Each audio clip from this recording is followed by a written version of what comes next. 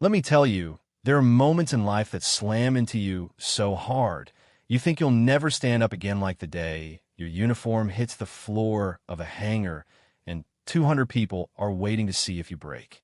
That was me, or more specifically, that was Sarah Mitchell, yeah.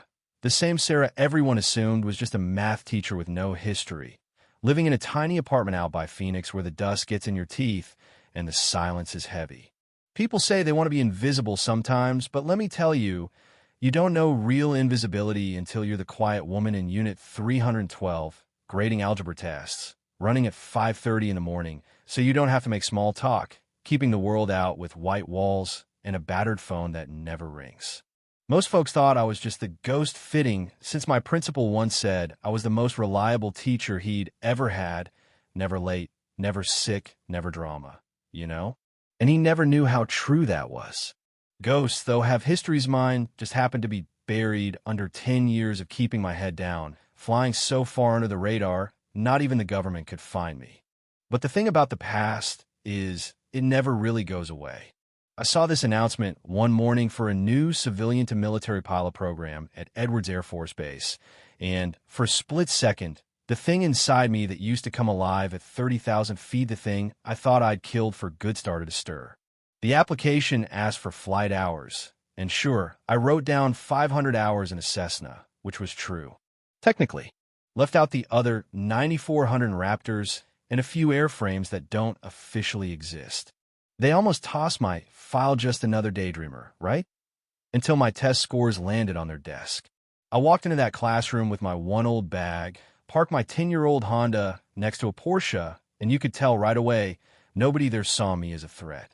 Hell, Brad Thompson, Senator's son and walking trust fund, took one look at me and asked if I was lost. Cafeteria's in the other building, ma'am. I just took my seat, wrote formulas in the margins. Old habits die hard.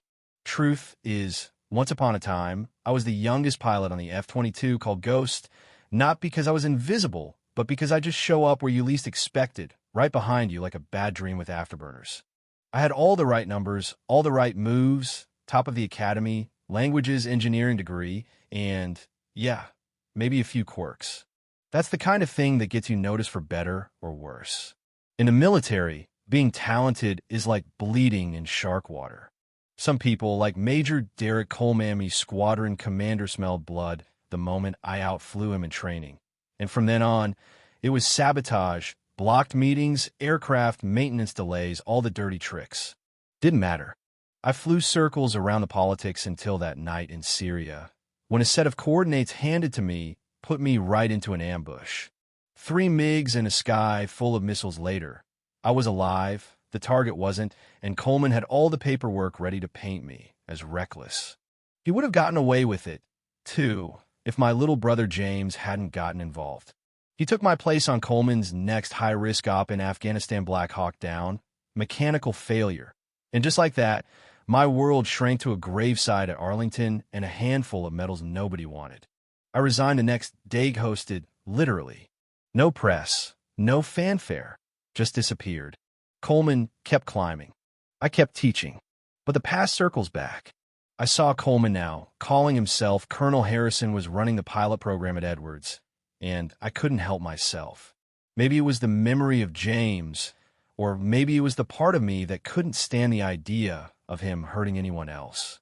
I knew how it would end, but I signed up anyway.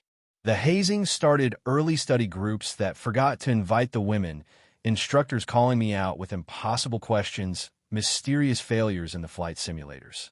Thompson, with his private jet hours and committee connections, made sure no one stuck their neck out for me.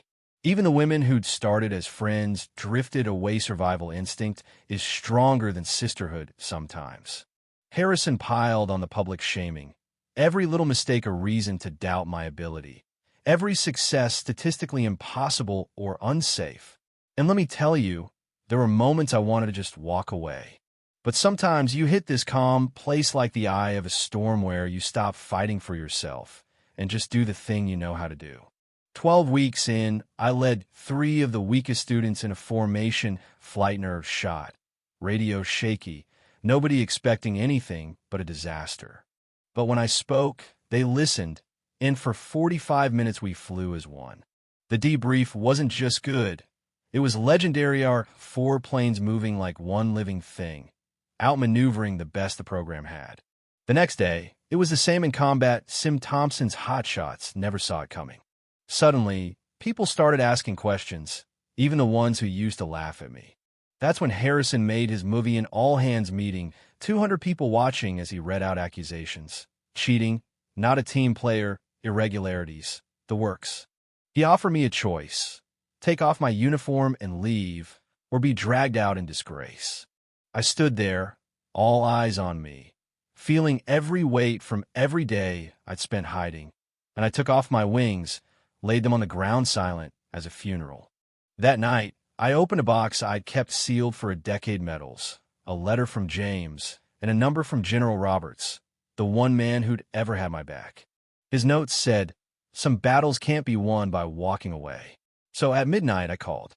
"General, it's Ghost. I need a favor." And in that old, thunderous voice, he just laughed, said he'd been waiting 10 years for me to call. Asked if I'd like to borrow a Rafale for a little demonstration. Next morning, the sun barely up, I walked onto that flight, Lenino uniform, no rank, just me and a French fighter jet nobody saw coming. Harrison was mid-speech about standards and teamwork when the hangar windows shook and the whole crowd looked up to see a Rafale screaming overhead, turning physics inside out. I made sure the whole field could hear my voice on the PA. "Edwards Tower, this is Ghost Zero. Request permission for tactical demonstration." The control room was stunned. Even the seasoned instructors froze. I painted the sky with maneuvers you don't see outside of war stories. Wrote messages in smoke only pilots would understand. Made that jet dance. At the end, I came in slow and low, saluted the memory of every pilot crushed by the system, and then I called Harrison out by name, his real name, Coleman, so everyone would know. That was the end of him. The black SUVs pulled up, General Roberts in front, federal agents cuffing Coleman for sabotage, conspiracy, the works. Roberts turned to the crowd and told the truth about Coleman, about James, about how I'd volunteered to endure 16 weeks of harassment just to gather the evidence to finally bring him down. And let me tell you, there were some tears that day, mine included, but they were the good kind. A week later, I was back to running at Sunrise, grading papers at Desert Valley High, but things were different. Jennifer, one of the women from the program, caught up to me, breathless and apologetic. She wanted to know why I hadn't burned them all to the ground with what I knew. I told her, sometimes the best leaders don't destroy, they lift others up. She asked if I come back to the Air Force, maybe change the culture from inside. I said, I already am.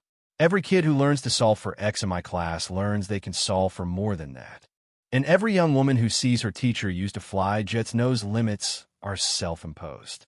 6 months on, the Air Force had over a dozen officers facing charges, reforms in full swing, and that little ghost patch started showing up quietly on flight suits. Even Thompson wrote, "An open letter turns out some lessons only humiliation can teach." My class size doubled. General Roberts came by one evening, asked if I'd accept the Medal of Honor for my actions.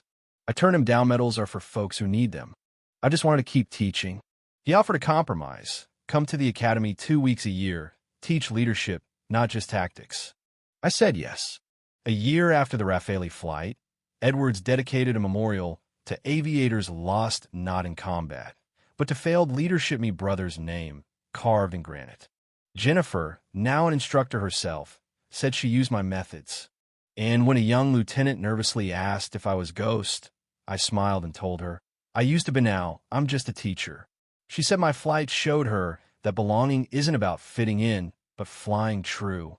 I told her, they can take your wings, your job, even your aircraft, but they can't take the sky from your soul. So, here's my question for you. After everything, if you'd been in my shoes, with the betrayals, the losses, the humiliation, would you have chosen forgiveness or taken the revenge so close at hand? Maybe the answer isn't about what we would do, but about knowing what we should do. Because in the end, the sky doesn't remember who flew the highest, it remembers those who lifted others up to fly beside them. So what do you think, justice or mercy? Comment below. Let's talk about what true leadership means to you.